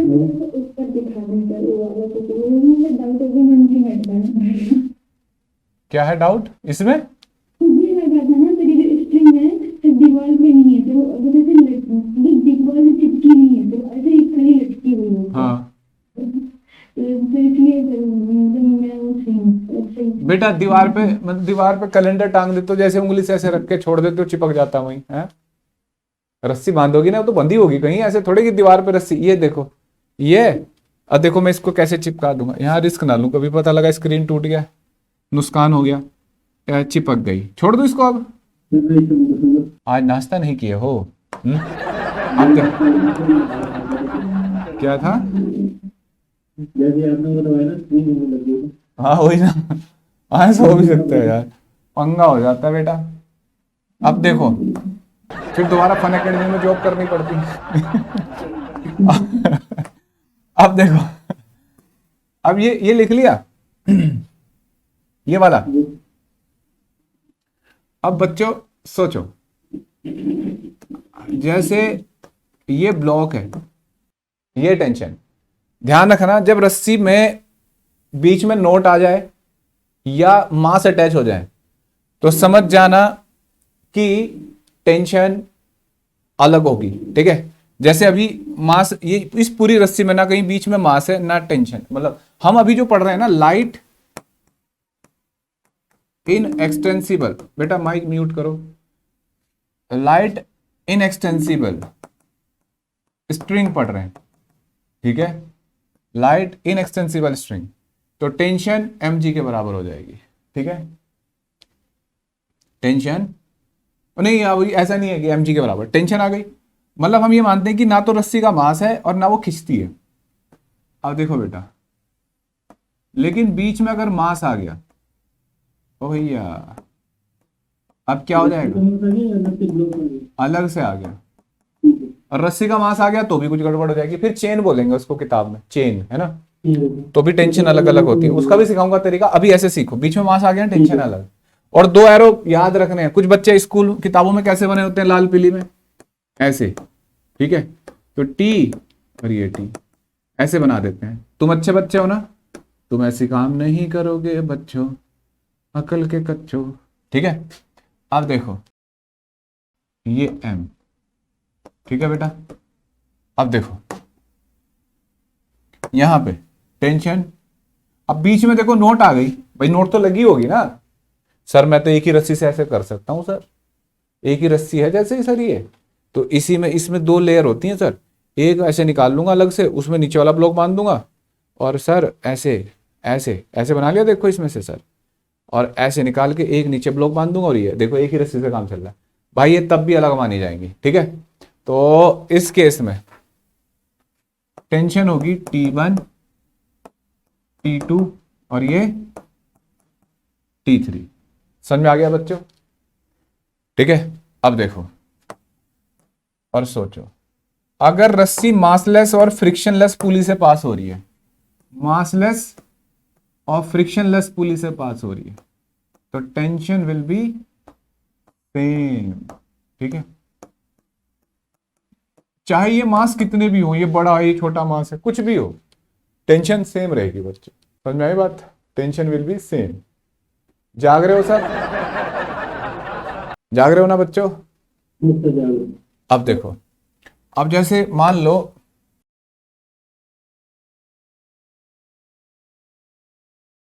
तो यहां आ गए ना मास अलग अलग, तो इसमें टेंशन T1 T1 T2, मतलब ध्यान रखना मासलेस एंड फ्रिक्शनलेस पुली की बात कर रहा हूं मैं,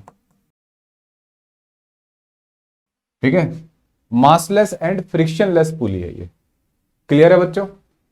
अब देखो सर अगर मास आ गया पुली का, तो बेटा दोनों पार्ट में टेंशन अलग होगी, इसको हम रोटेटरी मोशन में डिस्कस करेंगे उस कंसेप्ट को, यहां इस चैप्टर में नहीं आएगा, ठीक है। फ्रिक्शन आ गया तो भी दोनों पार्ट में अलग होगी, इससे इधर टेंशन अलग इधर अलग, तो अभी ऐसा कुछ नहीं है।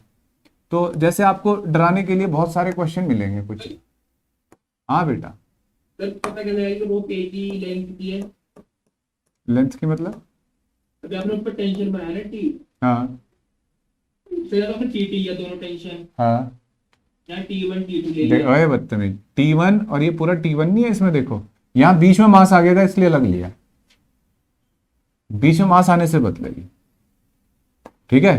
अब देखो जैसे मैं ये क्वेश्चन दिखा रहा हूं तुम्हें,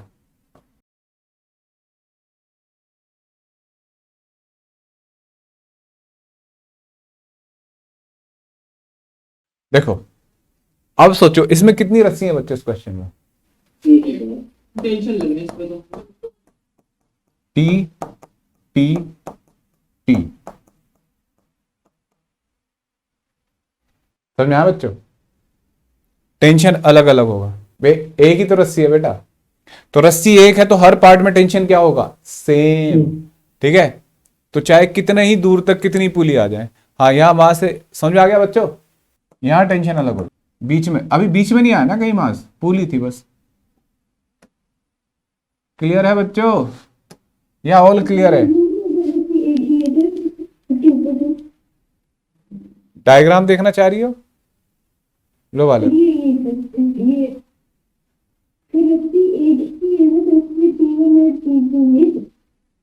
ये तो बालक इसमें तो मास आ गया ना बीच में, देखो ये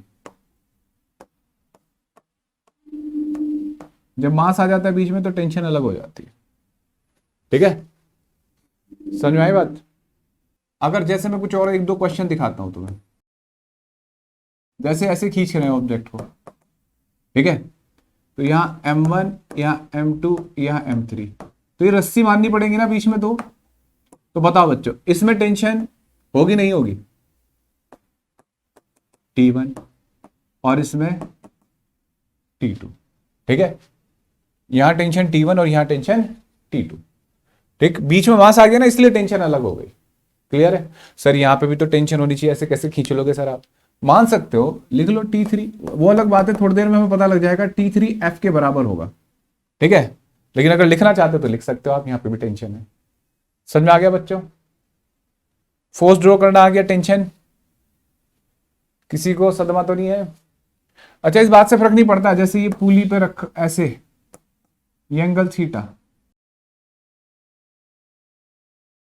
ठीक है, ऐसे। समझ में आया बच्चों? अब देखो, हाँ बेटा, क्यों का जवाब नहीं है अभी, बहुत कुछ है। अब क्यों का जवाब तो यहां मिलेगा। मतलब यहां ऐसे सोचो, जैसे चलो बंदर के एग्जांपल देता हूं। बंदर ने ऐसे ऐसे ऐसे किसी रस्सी को पकड़ के, मतलब किसी मतलब डाली से मतलब क्या लटक रहा है। एक छोटा बंदर है, उसने इसकी पूंछ पकड़ी। सर कल तो आप कर रहे थे, आज बंदर की बजाय ये, तो इंसान भी बंदर, बंदर भी इंसान। तो बताओ, इसकी पूंछ में ज्यादा टेंशन होगी या हाथों में? फोर्स ज्यादा कहां लग रहा होगा, हाथों पे या पूंछ पे? हाथ, हाथ पे। मतलब दर्द वो अलग बात है कि पूंछ में ज्यादा हो रहा होगा, है ना। तो यहां टेंशन अलग नहीं होगी, बीच में बंदर है ये, तो इसके मास ऐड हो गए यहां, तो इसलिए टेंशन अलग हो जाती है, ठीक है। और अलग अलग वजह से। अब जैसे यहां पे देखो, ऐसे हम इसे खींच रहे हैं, यहाँ टेंशन T1 है, यहाँ T2 है। तो बताओ, अगर हम इसे खींच रहे हैं तो फोर्स कहां पे ज्यादा होगा, यहाँ पे या यहाँ पे? समझ में आ गया बच्चों? भाई यहाँ पे फोर्स ज्यादा नहीं होगा, ये वाली ज्यादा नहीं खींचेगी, ज्यादा ताकत, स्ट्रेस नहीं चाहिए, क्योंकि दोनों के मास को झेलना है, दोनों को खींच के ले जाना है, ठीक है। दो ऑब्जेक्ट की इनर्शिया होगी तो यहाँ टेंशन ज्यादा होगी। यहाँ एक ऑब्जेक्ट की इनर्शिया है, यानी कि मास है, तो कम टेंशन होगी, T1। देखो बेटा, अब आगे बढ़ते हैं। अब हम लास्ट फोर्स की तरफ पढ़ेंगे, स्प्रिंग फोर्स। अगर दोनों तरफ से खींचे तो भी होगी टेंशन। ये लो, ऐसे क्वेश्चन करेंगे अभी हम कि भाई अगर दोनों तरफ से खींचे, हाँ बेटा, बराबर भी हो सकता है फोर्स, अलग अलग भी। तो यहाँ टेंशन T1, पुश करने से वो नहीं होता है। हाँ पुश नहीं होगा, ये पुल करने से, खींचने से, स्ट्रेच, हाँ पुश करने से नॉर्मल एक्शन बनता है, हाँ ठीक है। बेटा एक बात बताओ, ये दीवार है, ठीक है, और ये रस्सी है, ठीक। तुम इस रस्सी को दबा रहे हो, ओ भाई साहब बहुत फोर्स लगेगा ना, रस्सी ऐसे हो जाएगी, कुछ होगा। जब तुम इसे इधर की तरफ खींचोगे तभी तो टेंशन आएगी। रस्सी का मतलब ही होता है, अभी सिखाया था शुरू करते वक्त ही, रस्सी का मतलब है जब स्ट्रेच कर रहे हो आप दो ऑब्जेक्ट को।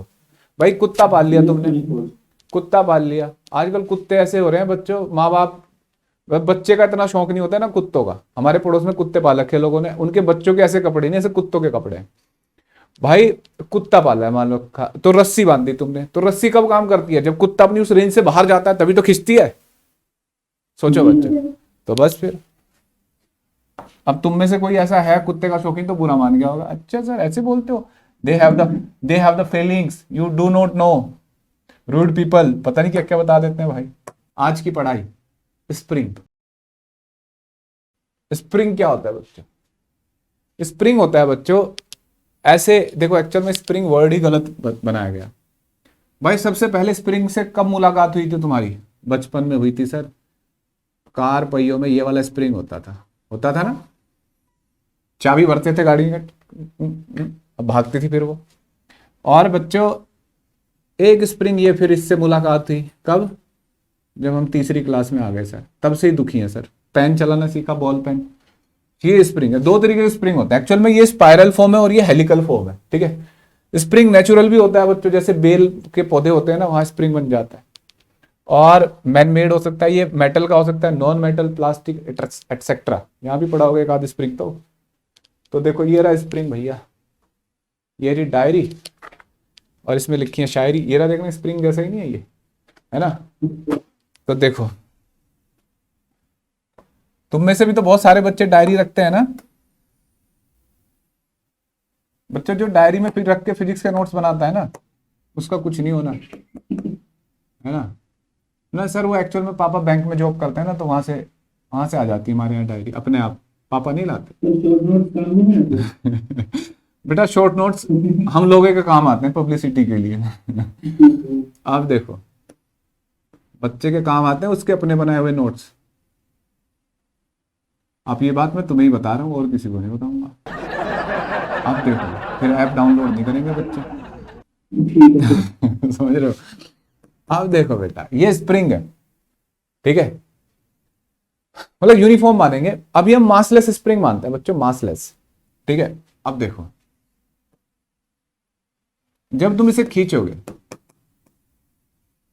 तो ऐसे हो जाएगा ना सर, स्प्रिंग पतला हो गया भाई, मतलब थोड़ा सा हो गई गड़बड़, बस इसको ऐसे बाहर की तरफ खींच रहे हो तो अंदर की तरफ फोर्स लगाएगा, ठीक है। तो ये जो फोर्स होता है बच्चों, इसको बोलते हैं रेस्टोरिंग फोर्स। इसका मॉलिक्यूलर कॉन्फ़िगरेशन कुछ ऐसा है जो फोर्स लगाएगा। और ये पता कौन सा स्ट्रेस है? Shear stress. अब तुम 12वीं पास हो ना, या सरकार ने सबको पास किया इस बार, तो शेयर स्ट्रेस लगाता है बच्चों, समझ रहे हो बच्चों। फोर्स ऐसे है, और ये जितने भी लाइन है ना, ऐसे सरफेस फोर्स ऐसे लग रहा है, तो ये लाइन ऐसे ऐसे इंक्लाइंड हो रही है। तो जब भी ऐसे लाइनें ऐसे चलती है ना तिरछा, तो समझ जाओ शेयर स्ट्रेस बनता है, ठीक है। अब देखो, तो ये होता है बच्चों F इक्वल टू माइनस के एक्स, समझ रहे हो बच्चों। के यहां पोटेशियम है, एक्स इलोंगेशन है, जागते रहना बदतमीजो। के स्प्रिंग कांस्टेंट है, स्प्रिंग कांस्टेंट, ठीक है। अब देखो बेटा, अब हमने स्प्रिंग को दबा दिया, तो ऐसा हो जाएगा ना, अगर हम इसे अंदर की तरफ दबाएं तो ये बाहर की तरफ फोर्स लगाता है। कितना कंप्रेस किया ये, तो दोनों केस में यही रहेगा। माइनस का क्या काम है? माइनस का काम है कि एक्स का अपोज करता है, ये मतलब विपक्ष का नेता है। सही हो रहा है तो गलत है, गलत हो रहा है तो सही है। तो ऐसे बाहर की तरफ खींच रहे तो अंदर की तरफ फोर्स लगाएगा, अंदर की तरफ फोर्स लगा रहे हैं तो बाहर की तरफ फोर्स लगाएगा। तो देखो, अब देखो, के जो होता है inversely proportional to natural length होता है बच्चों। स्प्रिंग की नेचुरल लेंथ के इनवर्सली प्रोपोर्शनल होता है। और के क्या बताता है? और बच्चों के क्या बताता है? स्टिफनेस। अगर कोई स्प्रिंग इजीली खींच गया तो उसका के कम है, कोई मुश्किल से खींचा तो इसका मतलब के ज्यादा है उसका, ठीक, ठीक है। स्टिफनेस को मेजर करने के लिए होता है ये स्प्रिंग कांस्टेंट। जब हम न्यूमेरिकल करेंगे, प्रॉब्लम सॉल्व करेंगे, तो बच्चों इस माइनस का कोई इस्तेमाल नहीं करेंगे हम, ठीक है। ये माइनस केवल यहां दिखाने के लिए कि एक्स का अपोज हो रहा है। एक्स इज इलोंगेशन और कंप्रेशन, कुछ भी हो सकता है, इलोंगेशन और कंप्रेशन, ठीक है। इलोंगेशन और, सर आपकी वीडियो अटक रही है। सच में? तो नेट की प्रॉब्लम है तो। और किसी के यहाँ नहीं अटक रही, तुम्हारे यहाँ अटक रही है बेटा। दरवाजा खोलो सही से। अब देखो, समझ में आ गया सबको? एवरी बच्चा समझे? देखो बेटा, अब एक बच्चा गलत प्रेडिक्शन ले गया इस बात का। वो कहता है सर आपने गलत पढ़ा दिया। मैंने कहा कैसे? सर इसका मतलब कंप्रेशन वाला बता दो एक बार। कंप्रेशन मतलब इसको ऐसे दबा दिया, तो जैसे दबा रहे हो स्प्रिंग को ऐसे, तो बाहर की तरफ फोर्स लगाएगा नहीं। तो एक्स तुम इधर की तरफ लेके जा रहे हो, एक्स इधर की तरफ है ना इस बार, देखो ऐसे, फोर्स तब भी अपोजिट, ठीक है। अब एक बच्चा कहता है सर इसका मतलब है छोटा स्प्रिंग होगा तो ज्यादा रिजिड होगा, है ना। तो उसने एक बाइक का शोकर होता है ना, शोकर देखे बाइक के बच्चों, स्प्रिंग जैसे ही होते हैं, है ना। वो स्प्रिंग लेके आया और पेन का स्प्रिंग, और पेन के स्प्रिंग को खींच के देखा, ओ भाई ये तो खींच गया। और शोकर को खींच रहा, खींच ही नहीं रहा। तो सोचो क्या गड़बड़ कर रहा है बच्चों वो, बोलो। अब इतना समझ में आया? एग्जाम्पल, अब देखो बेटा, आज की पढ़ाई, अब इसका क्या काम करेंगे सर हम? हाँ बेटा, ये फोर्स का नाम क्या है जो अपने माइनस के एक्स से रेस्टोरिंग फोर्स ऑफ स्प्रिंग। अच्छा एक बात और ध्यान देना, हाँ हाँ दोनों, अरे रेस्टोरिंग फोर्स है, रेस्टोर, इससे रिस्टोर करता है वो अपने आप को। चाहे बाहर खींच रहे हो तो भी रिस्टोर करेगा, कंप्रेस कर रहे हो तो भी बाहर जाके सीधा होने की कोशिश करेगा। अब जैसे मान लो तुमने इधर से इसे कंप्रेस करा, तो इस एंड से कितना फोर्स लगा रहा है बाहर की तरफ? के एक्स।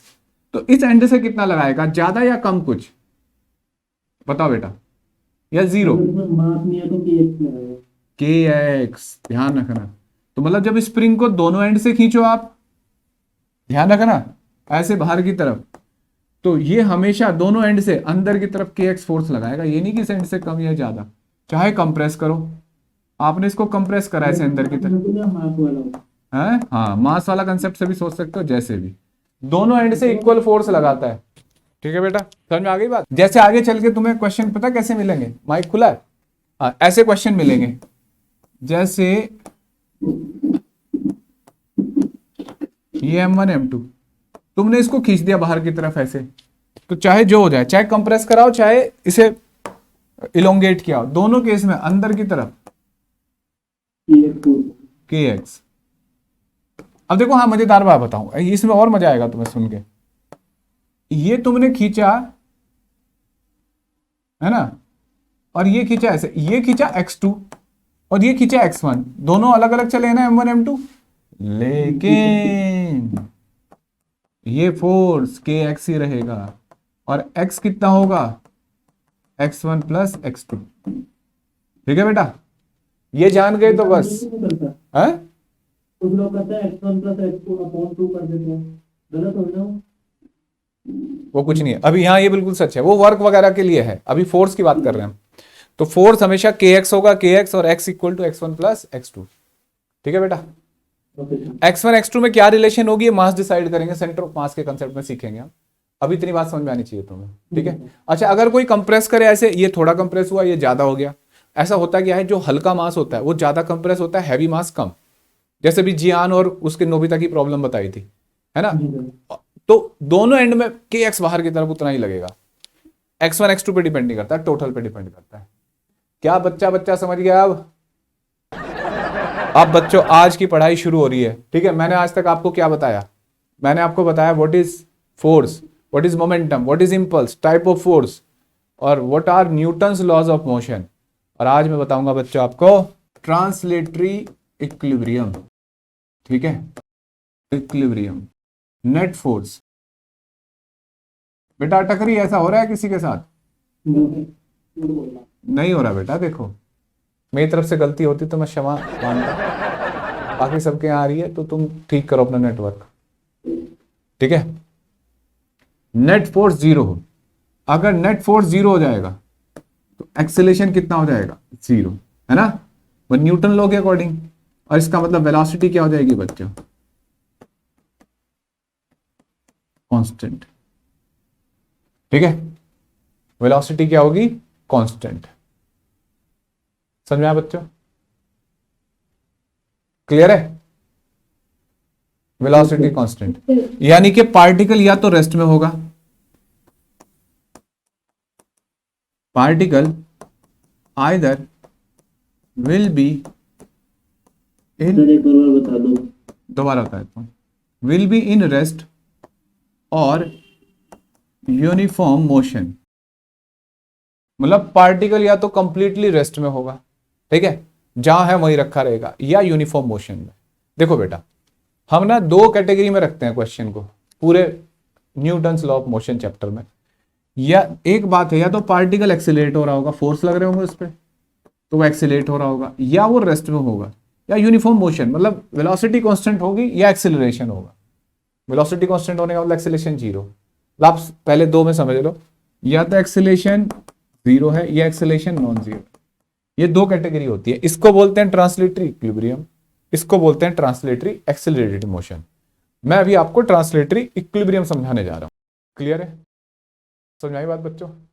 अब देखो और सोचो, जैसे हमने देखा कि एक ऑब्जेक्ट में बहुत सारे फोर्स लग रहे हैं, F2 ऐसे, F2 ऐसे, F3 ऐसे, F4 ऐसे, है ना। आपसे पूछा जा रहा है नेट फोर्स बताओ। तो नेट फोर्स अगर नहीं, अगर ये पार्टिकल रेस्ट में है तो इसका नेट फोर्स जीरो होना चाहिए। तो नेट फोर्स जीरो होने का मतलब एक्सीलरेशन जीरो, इसका मतलब वेलोसिटी कांस्टेंट। ठीक है बेटा, तो ये इक्विलिब्रियम की कंडीशन कहलाती है। ठीक है, हाँ बेटा, घड़ियाल में कम आने तुम्हारी दूंगा। Particle either will be in rest either और यूनिफॉर्म मोशन। ठीक है, या तो रेस्ट में होगा या यूनिफॉर्म मोशन कर रहा होगा। समझ में आ गया? सर आपने कहा उस पे 4 फोर्स लग रहे हैं पार्टिकल पे, हाँ सर नेट फोर्स 0 होगा उस पे, हाँ, सर रेस्ट में होगा ना पार्टिकल। नहीं, मोशन यूनिफॉर्म मोशन भी कर सकता है। क्या सिखाया था सेकंड लॉ में? और कि मतलब हमें नेट फोर्स जीरो होने का मतलब ये नहीं कि पार्टिकल मोशन में नहीं हो सकता है। यही तो बात गैलीलियो ने ठीक करी थी एरिस्टोटल की। जैसे बहुत सारे केस में ऐसा हो सकता है, स्मूथ सरफेस पे एक ऑब्जेक्ट चल रहा है, उस पर नॉर्मल रिएक्शन है और वेट है, स्मूथ सरफेस है, नॉर्मल रिएक्शन है और वेट है mg, ये कांस्टेंट वेलोसिटी चल नहीं सकता हॉरिजॉन्टली, बताना जरा। जब फ्रिक्शन नहीं है तो चलता रहेगा। ठीक है, अब हमें बहुत सारे एग्जाम्पल देखने हैं डेली लाइफ में इक्विलिब्रियम के। बताओ बच्चों, तुम अपने डेली लाइफ में अपने आसपास के एग्जाम्पल बताने शुरू करो। देखें सबसे पहले कौन बताएगा डेली लाइफ में इक्विलिब्रियम के एग्जाम्पल। कौन ऑब्जेक्ट तुम्हारे रूम के अंदर जहां तुम बैठे पढ़ रहे हो वहां कौन कौन ऑब्जेक्ट इक्विलिब्रियम में है? पंखा इक्विलिब्रियम में है। और कोई एग्जाम्पल? बदतमीज, तुम्हें तो एग्जाम्पल भी नहीं पता, तुम तो सोच भी नहीं पा रहे हो। तुम्हारे मम्मी पापा देख रहे हो तो लिख दूं, आपके बच्चे ध्यान से नहीं पढ़ते क्योंकि तुम तो कलाकार हो, दीवार की तरफ बैठे होंगे फोन करके, लो मम्मी पापा को पता नहीं लगता क्या लिखा जा रहा है बोर्ड पे। हमारे घर में भी ऐसा ही होता है बेटा, बहाने बनाए जाते हैं। सर आज पापा, आज पैर में चोट लग गई, कुर्सी पे नहीं बैठा जा रहा पापा, अब बैठा वहां देख रहा है वो माइनक्राफ्ट। बताओ बच्चों, इतना समझ में आ गया? अब नहीं, ये तो समझ में आया ही नहीं होगा, खैर तुम्हें, हम तो ध्यान से पढ़ते हैं सर। देखो बेटा, एग्जाम्पल नहीं बता पाए तुम। अच्छा चलो मैं तुमसे पूछता हूं एग्जाम्पल। एक साइकिल वाला कांस्टेंट स्पीड से साइकिल चलाता हुआ जा रहा है बेचारा, हाँ सीधी सड़क पे जा रहा है कांस्टेंट स्पीड से, इक्विलिब्रियम है या नहीं है ना? अच्छा, एक किताब टेबल पे रखी है, इक्विलिब्रियम में है या नहीं? हमने देखा एक ऑब्जेक्ट हमें रेस्ट में दिख रहा था, क्या गारंटी है कि वो इक्विलिब्रियम में होगा? एक ऑब्जेक्ट को मैंने देखा रेस्ट में है वो, तो क्या वो इक्विलिब्रियम में होगा या नहीं? पक्का? देख लो बच्चों, देखो बच्चों, कुछ सीख। एक इंस्टेंट पे आगे तो रेस्ट हुआ है ना। हाँ, तो इसका मतलब नहीं है, जरूरी नहीं है ऐसा। ये हाईएस्ट पॉइंट पे बच्चों रेस्ट में होता है। क्या इस पे फोर्स जीरो होता है? mg होता है। कंटिन्यूअसली कोई रेस्ट में हो तो इक्विलिब्रियम कहा जाता है, मोमेंटरीली कोई रेस्ट में है तो इक्विलिब्रियम नहीं होगा। ठीक है, अच्छा समझ में आ गया बच्चों? कंटिन्यूअसली रेस्ट में है कोई तो इक्विलिब्रियम होता है। क्योंकि जब तक आपके बात में दिमाग में ये भेजे में ये चीजें नहीं पड़ेंगी ना, आपके बस की नहीं है कोई न्यूमेरिकल प्रॉब्लम सॉल्व करना। बच्चों आप सोच रहे हो सर तो टाइम पास कर रहे हैं छोटी छोटी चीज बता के, यही है फिजिक्स। जैसे मैं कह दूं, एक बच्चे ने लिखा कि सर अगर कोई ऑब्जेक्ट रेस्ट में होना तो इक्विलिब्रियम में होता है, ऐसा जरूरी नहीं है बेटा। इस रेस्ट के पीछे एक सीक्रेट है, वो है कि कंटिन्यूअसली रेस्ट में होना चाहिए ऑब्जेक्ट। जैसे इस बॉल को मैंने ऊपर फेंका, हाईएस्ट पॉइंट पे जाके ये रेस्ट में होती है ना, वेलोसिटी जीरो होती है छोटे से इंस्टेंट के लिए, तो वहां ये इक्विलिब्रियम में नहीं होती। ठीक है, समझ में आया? अच्छा अब एक बात और बताओ, इसके ना कीवर्ड मिलेंगे आपको क्वेश्चंस में। कीवर्ड अगर बोला है स्लोली, स्लोली अगर लिखा है तो ये भी इक्विलिब्रियम में है। ठीक है, वेरी स्मॉल स्पीड तो ये भी इक्विलिब्रियम में है। मतलब जब भी आपको ऐसा क्वेश्चन मिले, ऐसा लिखा हुआ मिले, तो समझ जाना ये सारे केस इक्विलिब्रियम। अच्छा तीसरा पॉइंट, स्लोली हाँ begin to move, begin to move, ये सारे इक्विलिब्रियम के केस हैं बच्चों। क्लियर है? समझ में आई बात इतनी? अब देखो आज से हम बच्चों समझने जा रहे हैं, दोबारा बताना स्लोली वाला आपने। स्लोली का मतलब होता है जैसे कभी किसी पत्थर को ऊपर खींच रहे होंगे हम स्लोली स्लोली, इसका मतलब ये इक्विलिब्रियम का केस है। इक्विलिब्रियम का केस है कि जस्ट उतना फोर्स लगा रहे हैं जितना पीछे की तरफ फोर्स लग रहा है। जैसा ये फोन है, मैं इसको वैसे तो अगर एक्सीलेट करना चाहूँ ज्यादा फोर्स लगा, मैं इतना फोर्स लगाने जा रहा हूँ, स्लोली चलाऊंगा इसको कि जस्ट पीछे की तरफ जो ऑब्जेक्ट है, पीछे की तरफ जो फोर्स है उसके बराबर फोर्स लगाऊंगा, तो नेट फोर्स कितना होगा? जीरो।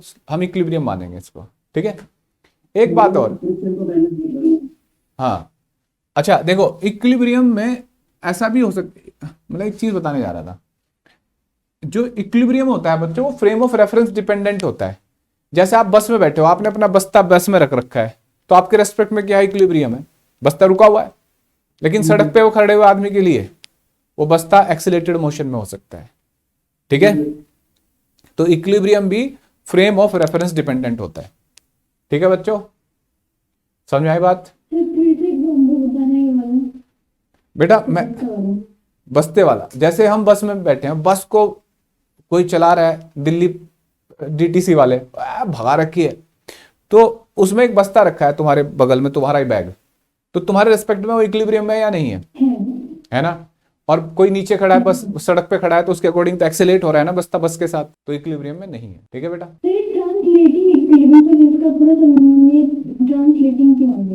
ट्रांसलेटरी बेटा रोटेटरी भी होता है ना मोशन। हम अभी ट्रांसलेटरी मोशन चल रहे हैं, लीनियर वेलोसिटी की बात कर रहे हैं, इसलिए ट्रांसलेटरी वर्ड दे दिया। आगे चल के रोटेटरी मोशन में, जैसे पंखा है, पंखे के पास ट्रांसलेटरी इक्विलिब्रियम भी है फिलहाल और रोटेटरी भी, लेकिन जैसे तुम इसे ऑन करो, ट्रांसलेटरी तो पक्का है, जाएगा तो कहीं नहीं ना। पंखा घर में ऐसे जाता है कि चलो अब सीता के ऊपर हवा कर दूं, अब गीता के, अब सोनू के, अब मोनू के, ऐसा नहीं ना। पंखा तो वहीं रुका हुआ है, तो पंखा इक्विलिब्रियम में ट्रांसलेटरी, लेकिन पंखा स्पीड बढ़ा सकता है, एंगुलर स्पीड अपनी, तो रोटेटरी इक्विलिब्रियम में नहीं होगा वो हमेशा। ठीक है बेटा, तो दो तरीके के मोशन होते हैं, ट्रांसलेटरी एक रोटेटरी। अब एक पॉइंट और था मेरे दिमाग में जो मुझे बताना था, एक क्वेश्चन बताना है, उसी के बाद क्लास खत्म करेंगे। एक ऑब्जेक्ट पे ये 3 फोर्स ऐसे लग रहे हैं बच्चों, 3 फोर्स हैं, बताओ 3 फोर्स लग रहे हैं और वो इस फॉर्म में है, तो वो ऑब्जेक्ट एक्सेलरेट हो रहा होगा या इक्विलिब्रियम में होगा? समझ में आ गया? आज वेक्टर पढ़ाया था, इसी दिन काम आया ना। जब वेक्टर मिलके एक लूप बना देते हैं तो रिजल्टेंट क्या होता है वेक्टर्स का? 0। आपको डराने के लिए क्या करेगा बच्चों? इतने सारे वेक्टर बना देगा, ये भाई साहब, ये भाई साहब, ये भाई साहब, ये बोलेगा ये सारे फोर्स एक ऑब्जेक्ट पे लग रहे हैं, तो बना तो क्लोज रूप रहे हैं ना, तो नेट फोर्स क्या होगा? 0। देखो यहां इसमें और इसमें अंतर होता है भाई। कुछ लोग वेक्टर में बहुत विद्वान है, वो कहेंगे सर ये एक ही बात है ना, इनमें F1 का F2 का रिजल्टेंट F3 है ना, या ये 3 फोर्स हैं, ये हैं ऐसे आके आ रहे हैं, तो ये सब कैंसिल कर रहे हैं एक दूसरे को, तो ये वाली बात और वो वाली बात अलग है, तो नेट फोर्स क्या हो जाएगा बच्चों? 0। ठीक है, क्या F1 और F2 का जो रिजल्टेंट है F3 था, हाँ, उसी डायरेक्शन में लग रहा है, इस वजह से कैंसिल हो गया। अब हुआ ना कैंसिल। पहले तो मैंने ऐसे बनाया ना, इस वाले में तो गलत था ना वो नीचे वाला, तो उसमें तो 3 फोर्स हो गए थे, इसमें ये कैंसिल हो गए। तो जब भी ऐसा कभी लूप दिखाई दे तो नेट फोर्स 0 होता है बेटा। हाँ जी, जैसे नीचे वाला बनाया था लूप, इसमें net force F1 plus F2 होगा ना?